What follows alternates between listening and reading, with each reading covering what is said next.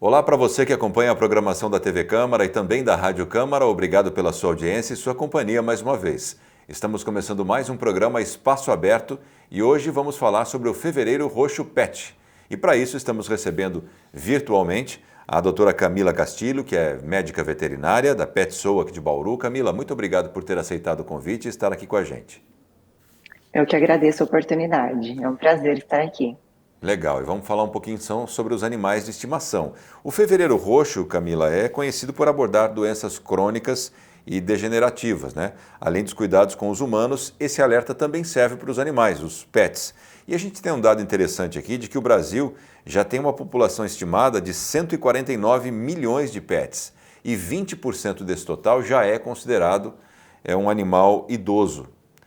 Como é que vocês trabalham, né, com essa questão do Fevereiro Roxo para tentar trazer para isso para os animais também, para que os tutores possam ter um pouquinho mais de atenção nesse sentido com os animais idosos, Camila? Hoje aumentou muito a expectativa dos animais, né? Porque melhorou a qualidade de vida deles, nós temos mais recursos. Os animais hoje, eles são considerados como membros da família, então tem um cuidado maior, né?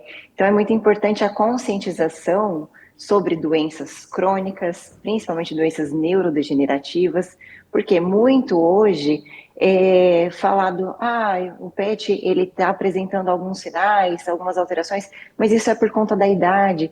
E não, a gente está aqui para orientar que muitas dessas alterações, elas podem ser já patologias, né, como doenças neurodegenerativas, e que se a gente detectar precocemente, esse animal ele vai ter uma qualidade de vida muito melhor. Então é muito importante esse processo de conscientização dessas doenças, assim como as doenças crônicas também. A gente sabe que essas doenças elas não são revertidas, mas a gente pode, se detectar de forma precoce, trazer qualidade de vida para esses animais e tranquilidade para os tutores. Bom, a gente sempre fala em posse responsável, que é algo importantíssimo para quando você opta por ter um animal de estimação, seja um gato, um cachorro, né, ou qualquer outro. Mas quais são os desafios dentro dessa questão da posse responsável quando o animal começa já a atingir uma certa idade, né? E que, inclusive, a idade do animal, ela não é a mesma, o envelhecimento do animal não é o mesmo processo do ser humano. Existem teorias aí que relacionam um ano de animal com X anos de vida humana, né? Não sei se isso é correto ou não, a gente pode até falar disso, mas nesse processo em que você percebe que o animal já começa a estar mais idoso, com mais dificuldade, quais são os principais desafios para os tutores no seu ponto de vista, Camila? Na verdade, a gente já tem que pensar, né, na questão da posse responsável. Então, a gente volta lá atrás. A pessoa, quando ela escolhe ter um pet, ela tem que ter a consciência, né, do que é ter um animal, de como ela deve cuidar do animal e do que a vida dela vai mudar a partir daquele momento. Então, a partir daí, ela tem que ter uma escolha pela espécie, pela raça, porque ela tem que pensar na rotina dela, ela tem que pensar no espaço que ela tem, no tempo que ela tem para despender para aquele animal, e também tem que pensar muito na questão financeira, né? Porque é complicado, tem que ter os cuidados necessários. Às vezes o pessoal acha que é o cuidado básico. Eu tenho que dar uma ração, eu tenho que comprar um remedinho de verme e uma vacina. Não, não é assim que funciona, né? Porque se esse pet ele passar por cuidados durante toda a vida, vai diminuir muito os riscos de doenças, né? Então essa pessoa ela vai acabar até economizando mais, ela vai ter uma qualidade de vida melhor, ela vai aproveitar melhor os momentos dela com o pet.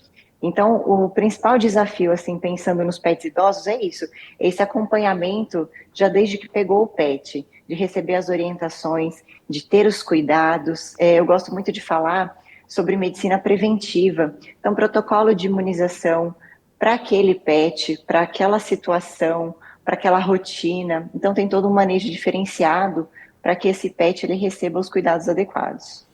Você citou uma coisa interessante que quando você vai fazer um estudo, é, vai planejar ter um animal de estimação, é preciso planejar, né? Porque, por exemplo, a pessoa que mora num apartamento, ela até pode, mas seria muito melhor se ela tivesse um animal pequeno, não um animal de raça grande, por exemplo, né? Então tem que pensar, tem que avaliar, tem que planejar. Essa questão de raça também interfere nas doenças. Quais são as principais doenças que afetam esses animais? E eu estou dizendo isso porque, por exemplo, você pode ter um cachorro pequeno numa casa muito grande, que tem uma escada enorme, ele vai desenvolver uma doença com mais facilidade do que um animal grande, né? Como é que é feito esse estudo, esse planejamento, em função das doenças que cada raça, eu acho que cada uma tem a sua, não sei se isso é correto ou não, mas cada raça tem a sua doença específica ali, ou mais facilidade, predisposição. Como é que você ajuda a pensar nesse estudo com relação às doenças? O que eu penso, né, e eu queria muito que as pessoas tivessem consciência, é que tem as predisposições, e o bacana seria a pessoa, antes dela adquirir um animal, ela adquirir o veterinário. Ela escolher um veterinário, ir lá, marcar um atendimento e conversar para tirar as dúvidas. Por exemplo, essa questão das raças. Um animal de grande porte num apartamento sofrer, né? A menos que o tutor ele tenha a possibilidade, disponibilidade de manter esse animal numa creche, com passeios, né, com atividades. Um animal, às vezes, que tem uma predisposição a ter alteração em coluna, o TEC, o famoso salsichinha, numa casa que tem muita escada, que ele vai pular muito, né? Então, vai prejudicar ele lá na frente. Tem que ter todos esses cuidados. Um gato, por exemplo, num espaço que ele pode ter acesso à rua, é arriscado. Então, precisa ter todo esse planejamento. O tutor, ele viaja muito. Onde esse pet vai ficar enquanto ele viaja? Como que vão ser os cuidados? Precisa pensar em todos esses detalhes, porque tem doenças que estão predispostas mesmo, de acordo com a raça. Às vezes o piso da casa, já atende pacientes que o tutor teve que trocar o piso da casa por conta do pet, né? Uma raça grande que tem predisposição a ter uma displasia coxofemoral, o animal fica só em piso liso, isso vai piorar o quadro dele. Então tem que pensar em muitos detalhes, que às vezes a pessoa ela se dá conta só depois que ela já pegou o animal. Aí não tem o que fazer. Aí entra a questão da posse responsável, né? Não é um objeto que você vai descartar. Ah, não está servindo aqui para mim, eu vou descartar. Não funciona assim. Por isso esse planejamento é importante. E essas doenças, quando a gente pensa de espaço, elas são mais doenças, vou dizer, vou usar um termo aqui para quem está nos acompanhando entender. Doenças físicas, né? A displasia que ataca ali a coluna, o salsichinha também tem um problema na coluna. Mas e as doenças cognitivas, né? Isso também existe nos animais. Por exemplo, o Alzheimer, é claro, nos humanos. Tem algo parecido que afeta os animais conforme eles vão ficando mais idosos? E como é que o tutor consegue perceber esses sinais, Camila, do seu ponto de vista? Tem algumas doenças que é muito importante a gente ressaltar aqui nessa conversa, aproveitando a oportunidade, que são doenças que acometem mais animais idosos. Então, pensando em neurodegenerativas e crônicas. Tem doenças osteoarticulares, tem doenças cardiológicas, tem doenças endócrinas, como diabetes, hipotireoidismo em cães, hipertireoidismo em gatos, tem doenças renais, que são muito frequentes, e tem doenças neurodegenerativas, como é o caso da síndrome da disfunção cognitiva, que ela se assemelha muito com o Alzheimer em humanos, tá? Essa síndrome, ela se manifesta, ela começa a manifestação dela de uma forma muito sutil. Esse animal, ele tem um declínio nas funções cognitivas, então ele começa, às vezes, ficando um pouco perdido naquele ambiente que ele está habituado, ele começa a diminuir a atividade, ele diminui a interação dele com o tutor, ele vai começar a trocar o dia pela noite, aquele clássico da síndrome de disfunção cognitiva que é vocalizar, e aí você não entende o que está acontecendo com o animal, você percebe que ele está inquieto, que ele está ansioso, tem todas essas manifestações que são importantes o tutor se atentar, porque elas vão começar sempre de uma forma muito sutil. E aí, se esse animal ele não passa por um acompanhamento, ele vai conseguir detectar isso só quando ele já estiver num estágio avançado, porque essas doenças elas são progressivas, então elas só vão piorando com o passar do tempo. Então, por isso que é muito importante a conscientização para consultas periódicas, para exames de check-up. É muito importante que esse animal ele tenha um acompanhamento adequado. Mas o tutor ele só vai saber disso se houver orientação. Então, é isso que essas campanhas, como o Fevereiro Roxo, elas têm esse intuito de conscientizar. Porque senão a gente vai se dar conta só na hora que o animal já tem problemas graves e aquilo já está atrapalhando a qualidade de vida dele.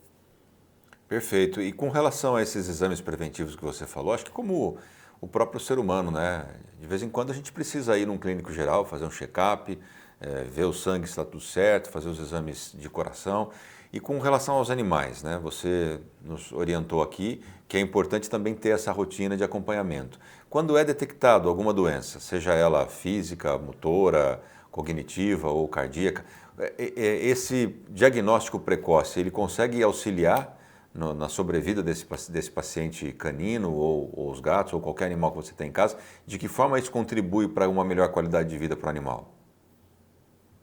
O diagnóstico precoce, ele ajuda muito, porque esse animal ele vem para um atendimento, tá? A gente tem que fazer uma boa avaliação, então uma boa anamnese, porque como eu te falei, as doenças elas começam de forma muito sutil. Então o tutor às vezes ele vai falar para a gente, olha, eu estou percebendo que esse animal está bebendo mais água, ele está fazendo mais xixi. Isso já é um sinal sutil de uma doença renal, por exemplo. Tá? Então a gente tem que checar. Aí a gente vai direcionando através da conversa, através de um bom exame clínico, a gente vai direcionando quais exames são importantes para esse animal. Por quê? Porque se a gente detecta uma doença de forma precoce, antes dela atingir outros sistemas, o prognóstico é muito melhor. A gente consegue intervir, alterando o manejo desse animal, alterando dieta, entrando com suplementação. Tem algumas terapias que podem ajudar, ozonioterapia, acupuntura. Hoje a gente tem muito recurso para melhorar a qualidade de vida do animal. E a gente tem Perfeito. que explorar isso. Perfeito, Camila. E com relação aos cuidados preventivos, né, que a gente pode pensar, até fico pensando aqui, porque o ser humano é um só, é um tipo só, né? Os cuidados preventivos são básicos. Agora, como a gente falou aqui, cada raça tem sua peculiaridade.